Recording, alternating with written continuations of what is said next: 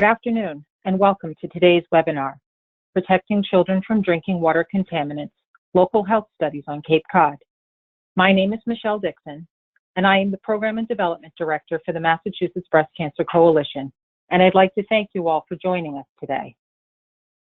I am pleased to welcome back both of today's speakers, Dr. Laurel Schaider and Dr. Phil Brown. Dr. Schaider is a research scientist at Silentspring Institute, where she leads the Institute's water quality research on PFAS and other contaminants of emerging concern. She is the lead investigator of PFS Reach, Research, Education, and Action for Community Health, a study evaluating PFAS immunotoxicity in children that you will hear about today. She is part of the University of Rhode Island's Deep Superfund Research Program and co-leads community engagement activities on Cape Cod. And she is the lead investigator of a new study funded by the Centers for Disease Control and Protection on PFAS health effects in 2 communities in eastern Massachusetts. Dr. Brown is University Distinguished Professor of Sociology and Health Science at Northeastern University, where he directs the Social Science Environmental Health Research Institute and its PFAS Project Lab, which has a grant from the National Science Foundation to study social policy and activism concerning PFAS. He is a principal investigator on the REACH project we are hearing about today. Additionally, he also has a grant from the National Institute of Environmental Health Sciences for a doctoral and postdoctoral training program that trains people at the intersection of social science and environmental health. Dr. Schaider and Dr. Brown, welcome. Thanks so much, Michelle. I want to thank the Massachusetts Breast Cancer Coalition for hosting today's webinar and for being a partner along with Silentspring Institute for our 25 years. Many of your listeners may know that Silentspring Institute was founded by Massachusetts Breast Cancer Coalition back 25 years ago, and we continue to work together. Today, Phil and I will talk about PFS Reach, which is a researcher community-led research study on PFAS, and we will also share other updates on PFAS in drinking water and other PFAS research on Cape Cod. For those of you who are parents and guardians who are considering enrolling your children in our PFAS Reach study, and for those of you who work with young children, we hope that this webinar will be informative and answer any questions that you have about PFAS Reach, and we look forward to working with all of you. For those of you who'd like more background on PFAS, the Massachusetts Breast Cancer Coalition's website has archives of several previous webinars that provide more background on PFAS.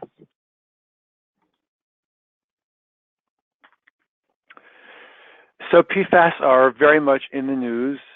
Every day there's another story, and for those of you who may read above the fold from Environmental Health News, which I recommend very highly as a daily digest of environmental health news, it's impossible to keep up with how much is going on.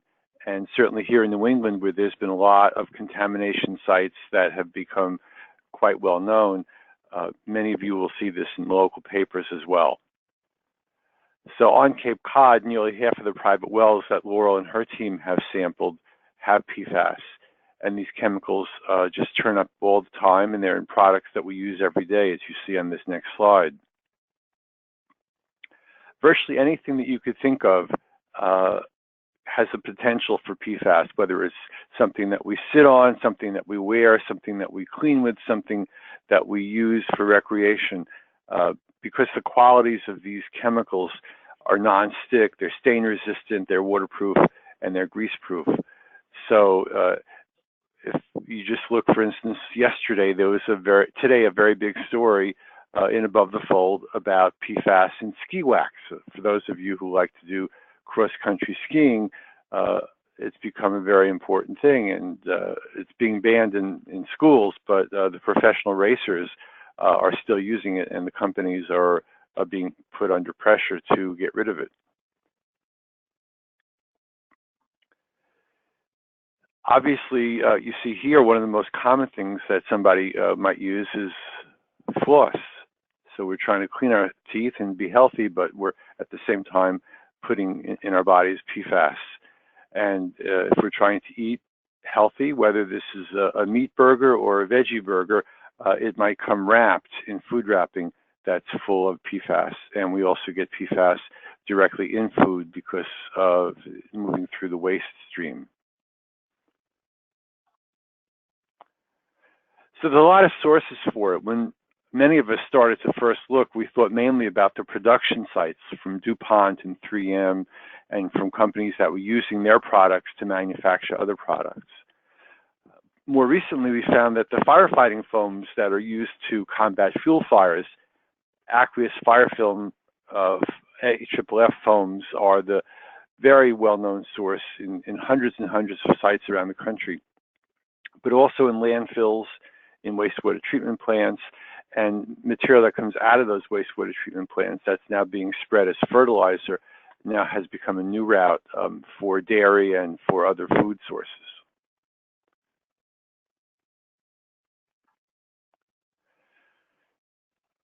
In our group, we started to, about 4 or 5 years ago, put together the sites that we knew of. They were primarily industrial sites. And then we started to add the military sites and the airport and the fire training sites that were using the AFFF foam.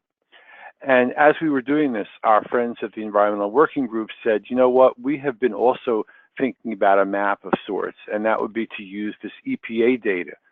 So the EPA has a periodic program called the Unregulated Contaminants Monitoring Rule, UCMR, and in the third variant of that, they looked at PFAS, and they found in a very large number of water sources all around the country that PFAS were very prevalent. So this really made a lot of public awareness, and it led EWG to say, well, let's take our UCMR data from EPA and let's take your data and put a map together. And this map has now been very, very widely used. It's a source for local residents and water utilities to come and ask us, you know, what's there. We have a lot of data, the chemicals that are found there, the concentrations they're in, who found them, what kind of media coverage there was, what the city and the state are doing about it, and a lot of other details of that sort. We're also using this for our research to see where community concern and activism grows as a result of this.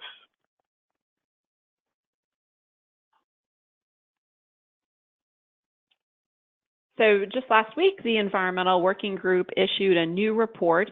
They conducted water sampling in 44 public water supplies all across the U.S., and their results indicated that 43 out of the 44 public water systems that they tested had detectable levels of PFAS chemicals. It's important to know that PFAS is the name for this broad family of chemicals, and there are over 4,700 PFAS compounds on the global market. Some of these chemicals, like PFOS and PFOA, are no longer manufactured in the United States, although they are extremely persistent and are still part of our environment, and they're still manufactured in other countries as well. And now when you buy products like Scotchgard, instead of having these older chemicals, there are different PFAS chemicals. So the drinking water samples tested by EWG included both these older legacy compounds like PFOS and PFOA and these newer replacement chemicals as well. So PFAS exposures have been linked to a wide range of health effects. Most of what we know about PFAS toxicity has focused specifically on PFOS and PFOA, and you'll hear more about these throughout our talk because these are the ones that have been found most frequently in people and in drinking water and in the environment. We are increasingly also concerned about the newer replacement chemicals, which have also been associated with these same types of health effects. So some of what we know about health effects associated with PFAS come from populations that have been exposed to PFAS. In some cases, communities with water contamination or places where people eat food that's contaminated with PFAS, and sometimes just from the general population. Nearly all Americans contain traces of PFAS in our bodies. Other information about PFAS toxicity comes from laboratory studies, and having both epidemiological or human studies as well as these animal studies together gives us more confidence in the results, especially where we see overlap in the types of health effects. So some of the health concerns related to PFAS exposure include elevated cholesterol, thyroid disease, preeclampsia, which is high blood pressure during pregnancy, liver damage, decreased vaccine response. Our colleague Philippe Grandjean from the Harvard School of Public Health his work in the Faroe Islands has suggested that children's immune systems are particularly sensitive to PFAS exposures. And as we'll hear more about later, his work has suggested that children with higher PFAS exposures may have less of a healthy antibody boost after they receive routine vaccinations. Other effects include decreased fertility, lower birth weight, and certain types of cancer. One other health effect I'll mention from the animal studies is delayed mammary gland development. Here at Silentspring Institute, we're concerned about chemicals that may play a role in breast cancer, and we think that chemicals that affect mammary gland development may increase susceptibility to other breast cancer risk factors later in life. So although PFAS exposures are widespread, and despite the many health effects that have been associated with PFAS exposure, there are currently no federal enforceable drinking water standards for any PFAS chemicals. These are called MCLs, which are maximum contaminant levels. In 2016, the EPA issued a lifetime health advisory of 70 parts per trillion for PFOS and PFOA, individually or combined. So this advisory was quite a bit stricter than the previous guideline that they had developed back in 2009. However, an advisory is not enforceable, and it does not require routine testing by any public water supply. So many scientists and many regulators think that EPA's health advisory doesn't go far enough. Some states, including Massachusetts, have proposed or even adopted stricter guidelines and standards. So on this graph, this is showing over time different approaches and different guidelines set by first the EPA, that green box at the top, up at 70 in 2016, and then how various states have responded. Some states have issued guidelines for PFAS, PFOA, and a couple of other PFAS chemicals individually. Here, Vermont and Massachusetts actually have developed standards or guidelines for the sum of 5 or 6 different PFAS chemicals. So there is some variability in where each of these guidelines fall, but actually there's quite a bit of good agreement, and most of the guidelines developed in the past few years are in the range of 10 to 20 parts per trillion. One of the things that's interesting is that standards can evolve fairly quickly. So in January of last year, the state of New Hampshire proposed these numbers that you see here. And having heard Laurel just say that the combined PFOA and PFAS advisory level from EPA was 70, it doesn't make a lot of sense that these would be this high. Fortunately, over the course of a half a year, they did change that, largely in response to some new evidence that Minnesota state regulators were looking at as they put together their draft standards. And at the same time, residents across the state of New Hampshire who had been mobilized by a group that had gone to see the film The Devil We Know were able to also speak to their legislators and say, you know what, we really encourage you to lower these in response to the new data that we're finding. We're fortunate here in this state that the Massachusetts Department of Environmental Protection, the DEP, has responded very well. The Conservation Law Foundation and our partners in this REACH project, Toxics Action Center, put together a petition, and they asked the DEP to put together MCLs because that would be the only way to protect us if we have no federal standards. So that petition was just put out, in October of 2018, and then by January, the public hearings began. So the state was fairly quick to act on this, and they launched a whole process to develop these standards. And as you see from the photos here, Cheryl and myself and Laurel testified, and that was at the first public hearing. And in fact, just last week, Cheryl and Laurel and I were again at the Massachusetts DEP office downtown. And they're having these meetings across the state. And one of the things we'll tell you later about what you can do, if you haven't been to one of these, you can go to one in Lakeville tomorrow. But the idea here is that they're going to be using the sum of 20 parts per trillion for the sum of 6 PFAS chemicals. So that standard will be pretty solid and strong in light of what other states have done. New Jersey, which was the first, only had a single, even though they have more that are in draft form right now. And this would be even more than New Hampshire, which was already the leader in the number and also in the low concentrations for their MCLs.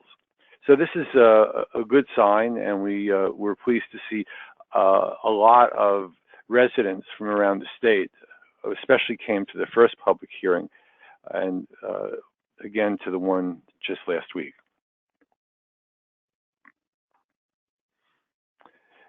It's encouraging to see how quickly the states are acting. So again, we're in the situation where the federal government is not doing its job, and the states have really picked up. And it's kind of hard to believe, you know, just like I said before, every day in the news, there's a new piece of news about products that are found to have PFAS, or new military sites, or new airports. But in terms of what the states are doing, it's really amazing. So this is what you see just since December, that in Massachusetts, the House passed a bill to set up a PFAS task force that would review and investigate contamination. The state of New York has banned AFFF for training, and they're prohibiting the manufacture, sale, and distribution. I was actually just speaking with a colleague who teaches in a university in New York, and she was saying this would be a great opportunity to do biomonitoring and test people's blood levels for the PFAS before and after this ban goes into effect. Illinois has proposed groundwater standards for 5 PFAS. North Carolina, which should be doing a better job because they're so widely contaminated from DuPont's and Chemours work there with the Gen X substitute for PFOA, are only proposing 20 parts per trillion. So even though that would be regulatory, not advisory, it's much too high, as everybody in this field says. New Hampshire, once they put together their MCLs, they were sued by 3M for this, and that's held it up. So now there's a bill in the legislature that will affirm the agency, and that should help them to proceed. Michigan, like New Jersey before them, has filed suit against companies, and in this case against 17 companies for producing and using the chemicals. Wisconsin also is restricting the firefighting foam to emergencies and to situations where it's a sort of self-contained system where they immediately recover the material and are able to clean it up without letting it get into the water system or into the ground.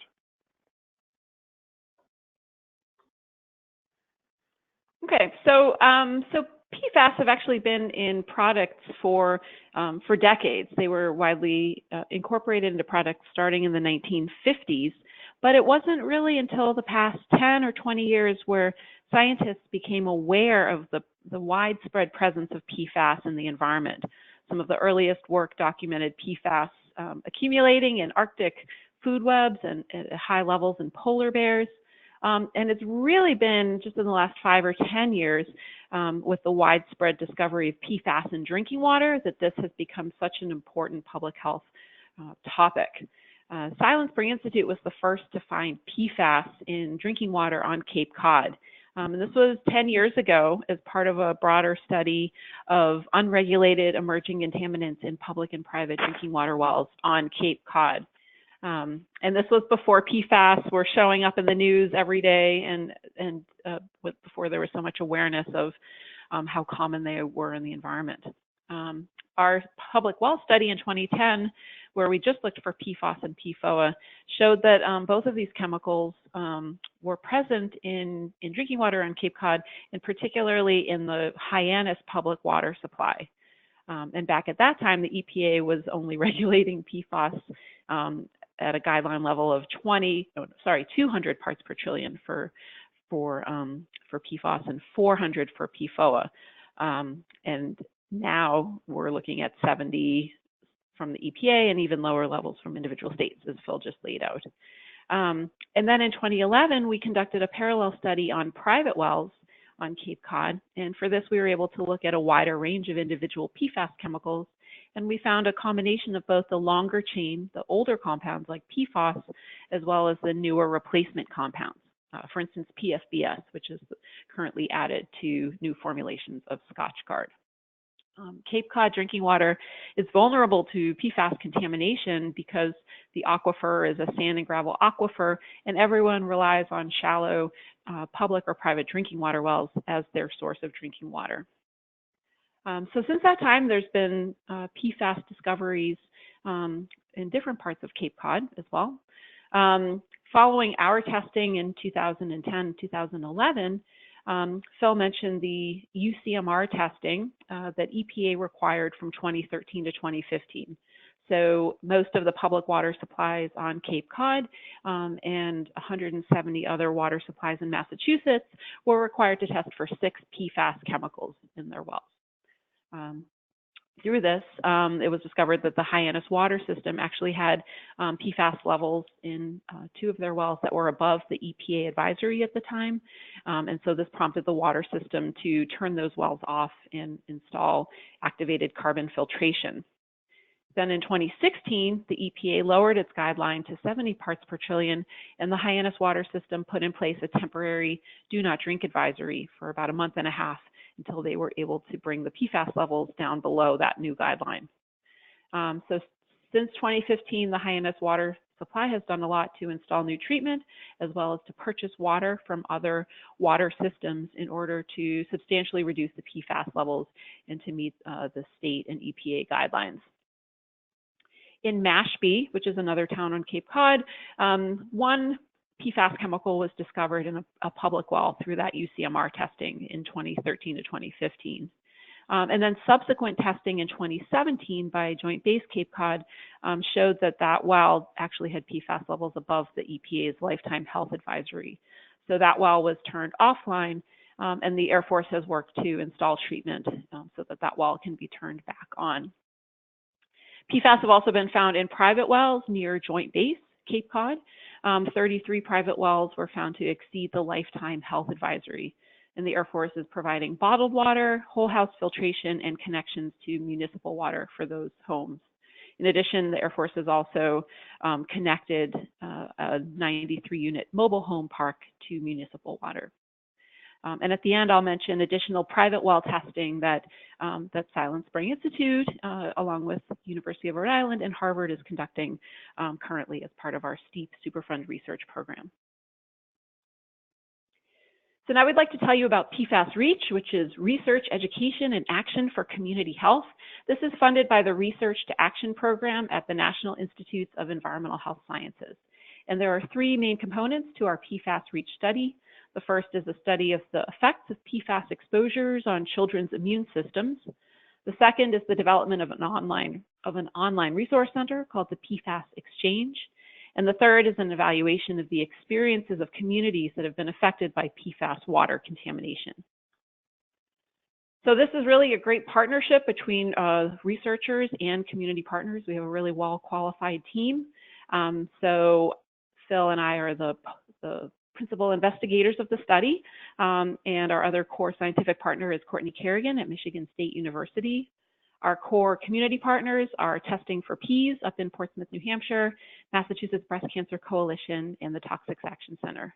And there are a number of other researchers at Northeastern University and at Silentspring that are also part of the PFAS Reach team. So our project has 3 main goals. So the first is to test for associations between PFAS levels in children's blood and antibody levels after they receive their diphtheria and tetanus vaccinations. And we're also looking at associations with metabolomic profiles. This tells us a little bit more at a molecular level about possible changes associated with PFAS exposures. The second is to develop an online resource center called the PFast Exchange. And the third is to assess individual, family, and community level experiences in areas impacted by PFAS contaminated drinking water.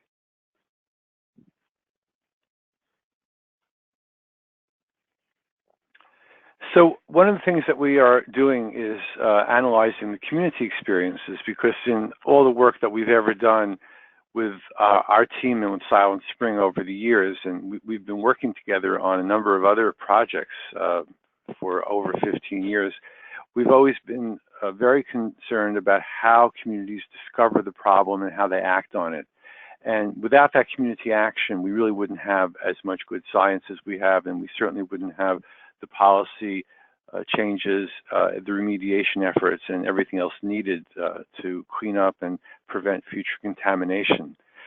So in this case, because we are working with people who are very directly affected, we are going to be asking them questions about how they respond to water contamination, not just as individuals, but how they see their communities responding. We're going to be asking parents how they navigate concerns for their children. And because people are so important to be participants in this research project, they aren't subjects, they're participants, people who are actively involved in helping to shape it. We want to find out what they learned from the research project. How do they take that in? How do they share it with their friends, with their neighbors? How do they share it with health professionals? How do they share it with state legislators and others? And of course, we want to know how people are going to change in response to the research. Certainly, we want to know, will they change their individual consumption habits, but we also want to know whether they'll take collective action, whether it be with retailers or producers or with state or federal government. So in order to do this, we're going to be interviewing people who participate. We're going to also interview other community members who may not be directly involved as participants. We're going to be analyzing the media coverage, which has been very important for getting the word out. And we will, as we have been doing, go to many community meetings and government meetings, taking notes and finding out what different parties are putting forth, what perspectives, and how they are able to put their heads together and collaborate for solutions. Great. So that's one of the three components of PFAS Reach. Another is the PFast Exchange, which is an online resource center with resources for residents, water and health professionals, medical professionals, and firefighters as well.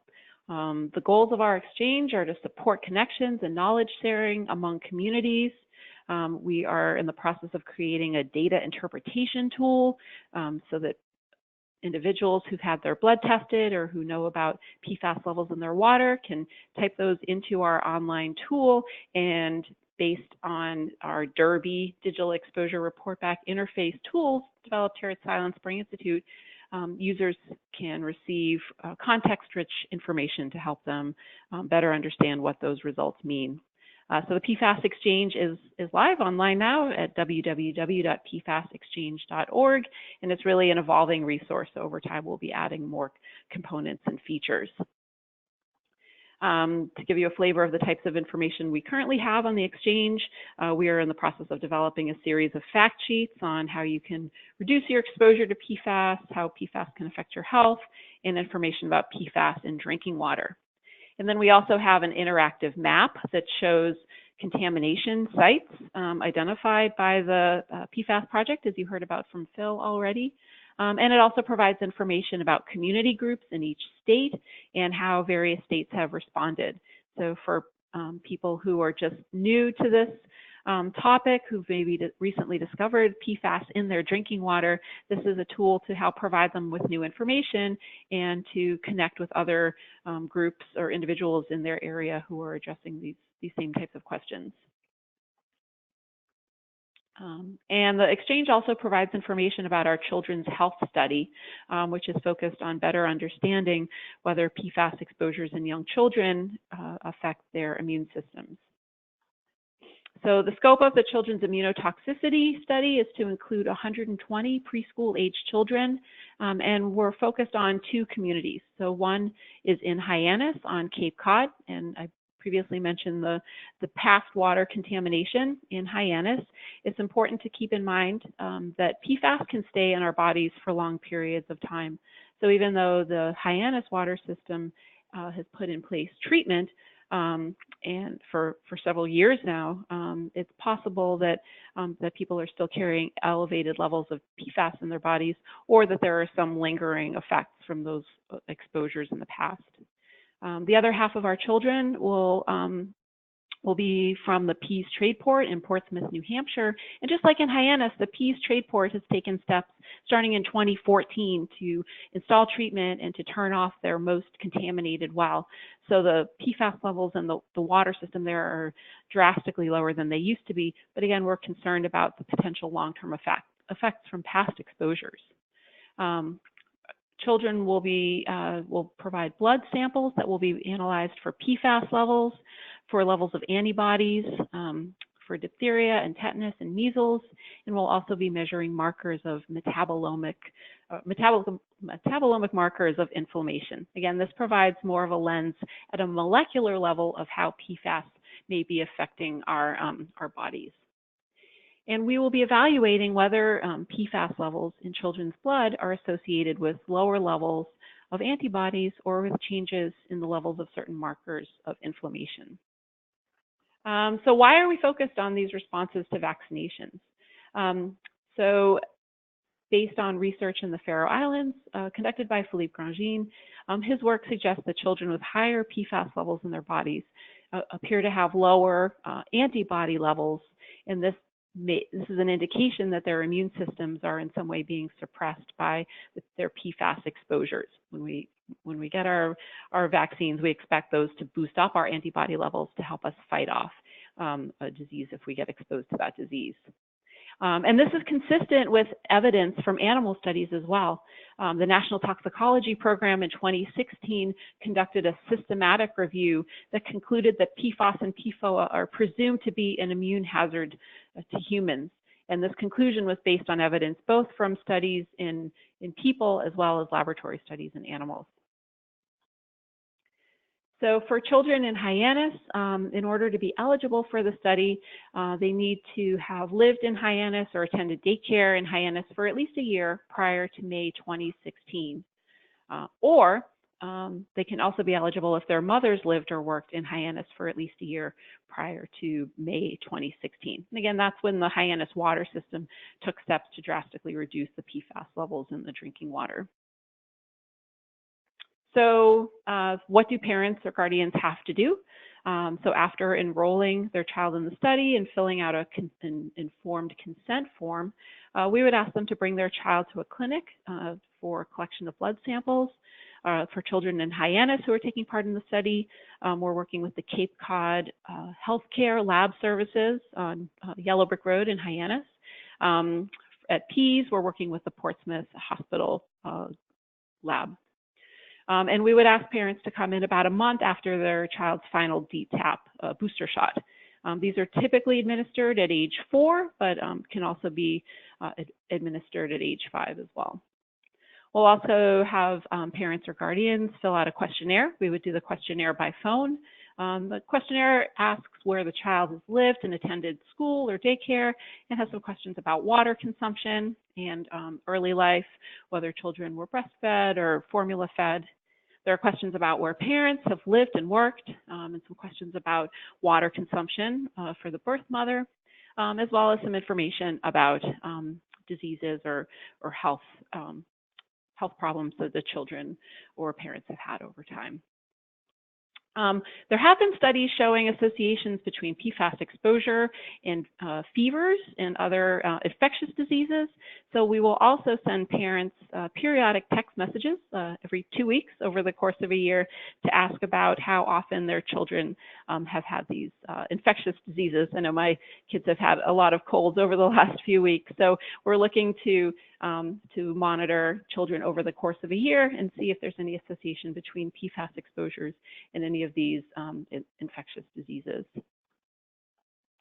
So you may be wondering, why are we collecting blood samples? Why are we timing that with children's vaccinations? Well, once children receive their vaccination, their bodies respond by increasing antibody levels over the course of about 3 weeks. And so after about a month, then those antibody levels kind of stabilize. However, we know that over time, those antibody levels can fluctuate and gradually can decrease. So by including children that are all roughly the same age and within a certain window of when they receive their booster shots, then we're hoping to minimize that fluctuation and make sure that we're just focusing on that boost in antibody levels that happen right after the vaccinations. So what will parents and guardians who take part in our study receive? Parents and guardians will receive a report with the results from their child's PFAS and antibody testing. We will offer individualized online reports created with Silentspring Institute's Digital Exposure Report Back interface.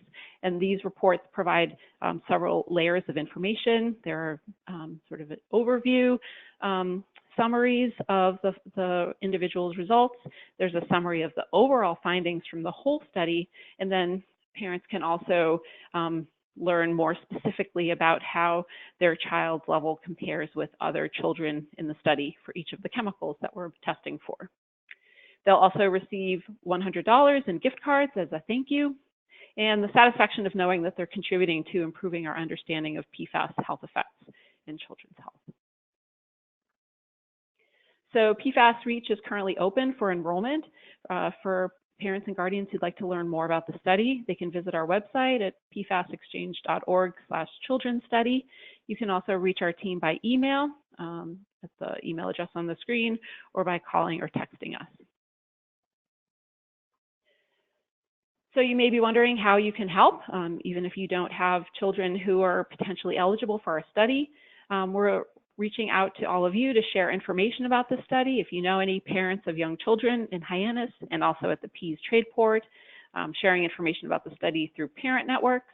And we also would very much appreciate opportunities to come speak at community events, cultural centers, schools, and clubs. Cheryl Osimo, who's the Silentspring Institute outreach coordinator, as well as being MBCC's executive director, lives on the Cape, and she's been very active in reaching out to parents and reaching out to the community. And other members of our team are also frequently on the Cape. So we always appreciate the opportunity to talk about our work and share information, not just about the study, but about PFAS more broadly. So Phil's now going to talk about our community partners. Oh, sorry, go ahead. About 25 years ago, the National Institute of Environmental Health Sciences started giving grants to do scientific research that involved partnerships between community organizations and academic researchers and medical professionals. And the current project that you've been hearing about, the REACH project, is part of the most recent version of that, called Research to Action. And it totally relies on community groups who are very involved in identifying the questions and planning and writing the grants and carrying out all parts of it. And we're just really thrilled to be working with partners that we have. Obviously, you know about MBCC because they are the Cape Cod partner in PFAS Reach, in Laurel's STEEP Superfund program at URI, and in Silent Spring's ATSDR health study. And I mentioned before that Cheryl was testifying at the DEP process for establishing MCLs, and there have been statewide campaigns that have led to awareness of PFAS issues. And even though it says here 2019 campaign, you know that MBCC is continuing on with that in 2020. Testing for Pease is a group that we've been working with since shortly after they formed. When they learned about the contamination at the former Pease Air Force Base, it has become a very large trade port. And they formed when they saw the news, and you see photos here of the leaders. They had their kids in daycares there. Their husbands worked there. They worked there, and they were all very concerned about this. So after that contamination was discovered, they played a key role in alerting the public and getting the state to conduct blood testing. They've been very involved on the community assistance panel for the first phase of the ATSDR health study. And that's the same set of health studies that's happening across the country that Laurel also talked about Silent Spring being part of. Testing for Pease also works with the Air Force on the Restoration Advisory Board. They've become an incredible resource for PFAS groups around the country. Anytime a group finds out that, or even a bunch of individuals before they formed a group finds out that there's PFAS there, they go online, they find out there's this incredible group that they can get the answers from as to how do you organize, who do you ask, what kind of partnerships can you put together. And along with us at Silent Spring and at Northeastern's Social Science Environmental Health Research Institute, they played a very key role in 2 national conferences that we had in 2017 and 2019. Our other partner is Toxics Action Center, and they are a New England-wide group that has been for over probably 33 years now. This will be their 33rd annual conference coming up March 7th. And if you've never been to it, you should. They always have wonderful workshops and great speakers. And it's an incredible networking opportunity to meet activists in all kinds of environmental work.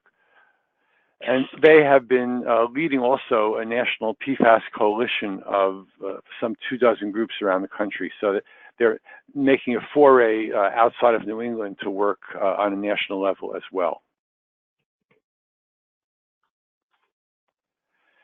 At my end, I run the PFAS Project Lab along with my colleague Alyssa Cordner, and we do a lot of things. We've had now 2 grants from NSF. We started to first look at the social and scientific discovery of PFAS. Why did it take so long for this problem that had been around for decades to finally make it into the public limelight? And as I said before, we developed this contamination site tracker with information on each site. We're using that to study where activism occurs, if it does. That website that we have here, the graphic, is updated almost daily with news from around the country and around the world. There are, as I said before, stories coming out every day about PFAS everywhere. We have an electronic newsletter. We provided thousands of case documents that we got from an EPA docket from the DuPont case that really kick-started a lot of this, and gave that to a group called Toxic Docs, which is a wonderful resource at the Columbia School of Public Health. We were very involved in organizing those 2 conferences, and we're frequently asked for help from community groups to get resources and information. And we do really urge you very much to visit our website and see all the things you can see there, and hear talks and see slides from the conferences, and get the firsthand stories of activists and advocates from around the country who've been involved in this work.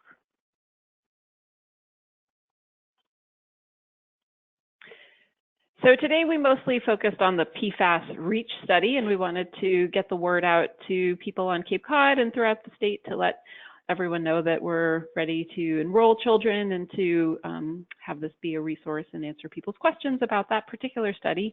But we do also want to let you know about 2 other studies related to PFAS and drinking water on Cape Cod.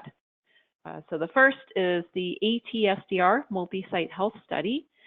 So this is a study that's being funded and coordinated by the Centers for Disease Control and Prevention, or CDC, and the Agency for Toxic Substances and Disease Registry. And Phil already mentioned that Pease is the first phase of this study.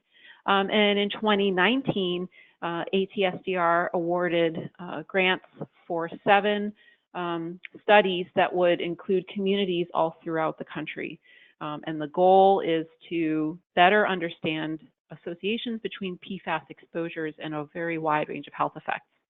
So Silentspring Institute led one of the 7 is leading one of the 7 projects that was awarded. So the first year of the study has been funded, and our team will be looking at PFAS health effects in air and in the town of Air in Massachusetts, as well as in Hyannis.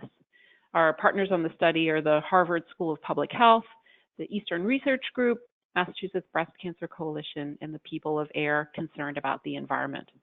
I'll talk briefly about what the study involves. So our study will include 1,000 adults and 300 children from Hyannis and from the town of Air, about 2/3 of whom will come from Hyannis, which is a larger community and also historically had higher PFAS levels. The results from our study will be combined with the results from 6 other studies. And so overall, the overall multi-site health study will include around 7,000 adults and 2,100 children in communities across 7 states. So we'll recruit participants by sending out mail recruitment flyers through the mail to some Hyannis water system customers. And we will also invite residents who are eligible to sign up for the study. So to be eligible, people need to have resided in Hyannis for at least a year between the years of 2005 and 2016.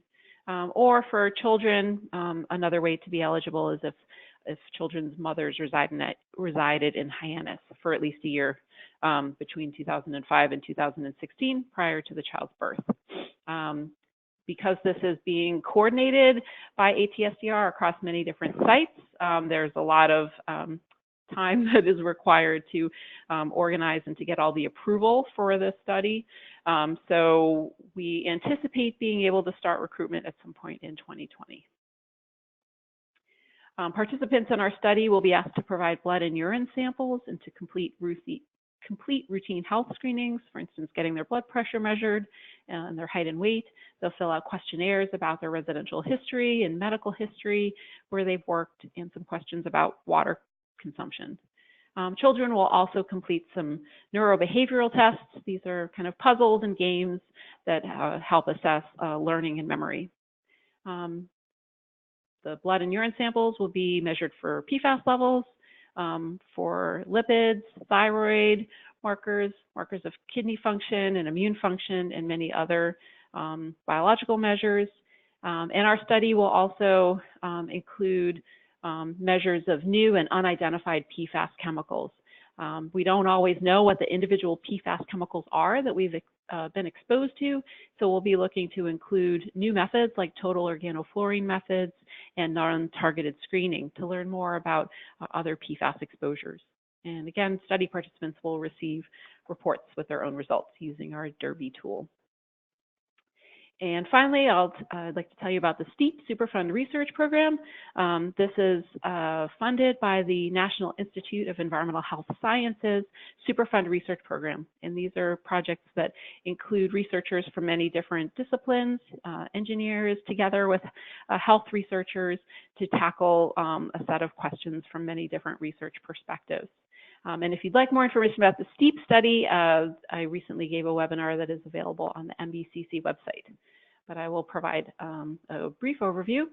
So STEEP is led by the University of Rhode Island in collaboration with researchers from the Harvard School of Public Health and Silentspring Institute. Part of our research is being conducted on Cape Cod, and our community partners on the Cape are Mass Breast Cancer Coalition and the Sierra Club Cape Cod Group. And we also have a community advisory board as well. The community engagement activities for STEEP are being led by myself and Allison McCann at the University of Rhode Island. And some of our goals are to host an annual science day on the Cape, to share new research findings, and to connect researchers on the STEEP team with people on Cape Cod. We participate in community events, for instance, going to water festivals or giving presentations in local venues to promote exposure reduction and intervention strategies. And we're also conducting a study of PFAS in Cape Cod private wells. So the goal for our study is to test 250 private wells on Cape Cod to get a better sense of what the levels and types of PFAS are in private wells. We'll be reporting results back to participants and using this information to evaluate potential sources of PFAS into Cape Cod groundwater. In addition to Allison and myself, we are collaborating with other members of the STEEP team from Harvard University, Silentspring, and University of Rhode Island. We recently reported back on our first 101 private wells that we tested. We found PFAS in nearly half of the wells that we tested, and we're currently in the process of conducting additional data analysis on those results and gearing up for additional rounds of water sampling. So if you own a private well on the Cape, you may sign up for our study. There's a web address here, web.uri.edu/steep/wellwater. Researchers from our team would come to your home to collect water samples, and you would receive a detailed online report with your results and information about treatment and how to reduce your PFAS exposure. So you can do a lot of things to pursue and further this effort to reduce PFAS contamination and to remediate it. One of the immediate things you can do is, if you're free tomorrow, go to the DEP hearings at their Lakeville office and talk about your concerns there. you have a lot of other things that you can do. You can educate yourself through the various websites you see here. I mentioned before our PFAS project. Laurel's mentioned the PFast Exchange. Silentspring on their website has a ton of information about the various studies that they've done in water quality, as well as other studies of food wrapping. And the STEEP website that Laurel just mentioned, we encourage you to use the Detox Me smartphone app, which you can get on either Apple or Android phones. And that's a great way to track your exposure and your reduction to toxics. There's also another website called PFAS Central that comes from our colleagues at the Green Science Policy Institute, and they have a lot of updates on policy at the national level and also updates on the most recent science. Personally, you can use the Detox Me app and other sources from Silentspring to avoid products that contain PFAS, and you can ask your water supplier about PFAS testing in your town. The other thing I'd like to say is that if you participate in any of the things that we've talked about, whether it be REACH or STEEP or the ATSDR study, it may seem like you only do something very local for yourself, or your friends, your coworkers, your family. You're not. You're really part of a really large national effort. And the groups I've mentioned, I told you that Toxics Action has been doing work at the national level, that testing for Pease has been helping groups all around the country. The Exchange website that we're putting together will not just be for our participants in the REACH project to learn about their levels, but anybody across the country could plug in levels. So I was tested myself, or our water was tested, and we found these levels. How do we compare to other people in our state or in the whole country, or to research projects? So all these efforts that we're talking about are efforts that put you as Massachusetts residents involved in this as part of a much larger national and even international effort. So do that. And also we encourage you to go to the movies, watch the film The Devil We Know, which is a great film about the whole DuPont crisis. Most recently, the film Dark Waters, which is the story of Rob Bilott and his work around that over the course of 20 years. And Mark Ruffalo stars playing Rob Bilott. And Rob has also written a book called Exposure, Poisoned Water, Corporate Greed, and One Lawyer's 20-Year Battle Against DuPont. So if you go see those films, read the book, and share that with other people, you'll be really doing a lot. So thanks so much for listening to us, and we'll take your questions. Great, thank you both. I do have a couple of questions that have come in for you. The first is, given the diverse biological, chemical, and physical properties of PFAS chemicals and the diverse exposure routes for humans, how is this accommodated when developing MCLs? Yeah, that's a great question. And Phil and I and others of our colleagues, led by Alyssa Cordner at Whitman College, wrote a paper about how various states have approached developing their drinking water standards. I think there are sort of competing interests in terms of making sure that at a chemical by chemical level that the standards are adequately protective and low enough based on the information that we have for specific chemicals. So for PFAS and PFOA, we have quite a bit of information and evidence that even at 10 parts per trillion, that's not adequately low enough to protect them against some of the immune and developmental effects that have been found in human and animal studies. But we also recognize that with 4,700 PFAS chemicals that we can't ever develop standards for each one individually. So there's also interest in meaningful groupings of PFAS chemicals.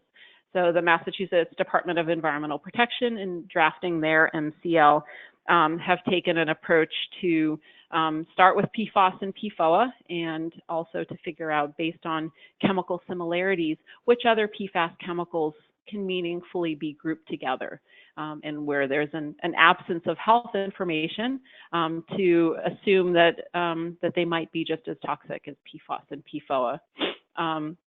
The newer short chain chemicals do behave somewhat differently in our bodies. Instead of staying in our bodies for years, they can stay in our bodies for weeks to months, and there's evidence that they do cause some of the same health effects, but maybe not quite at the same low doses of exposure. So, so there might be ways to sort of adjust for the relative toxicity of different PFAS chemicals, to group them in different subgroups. And also there's interest in developing a total organofluorine method that could be applied to water, and at a minimum be used as a screening tool. And this would give a broader sense of the total amount of PFAS in a water sample, and having kind of going through those different layers from individual chemicals to meaningful groupings all the way up to the total amount of PFAS are kind of the three levels that should be considered for regulations. Now, Laurel, I know you touched on this briefly in the beginning, but could you talk a little bit about the evidence that suggests the relationship between PFAS exposure and cancer? So some of the strongest evidence that we have for PFAS, relationships between PFAS and cancer, come from the C8 study. So this is an epidemiological study, so a human population study conducted in the Ohio River Valley. Phil mentioned Rob Balot and the film Dark Waters. This is based in a community surrounding a DuPont plant where people living in that area were exposed to high levels of PFOA, which is also called C8, through their drinking water. And the successful lawsuit led by Rob Balot led to a health study called the C8 Health Panel, and 70,000 people took part in that study. And that study in particular found associations between PFOA exposure and testicular and kidney cancer. And so those have the strongest links between PFAS exposure and cancer. And there have been additional studies that are suggestive of PFAS exposures in cancer. But I'd say there's probably the scientific evidence is stronger for some of the other health effects, like the immune system effects, but there's certainly reasons to be concerned about cancer. The ATSDR study, even though it will include 7,000 people, which sounds like a large study, is really not large enough to answer some of these questions about PFAS exposures and cancer.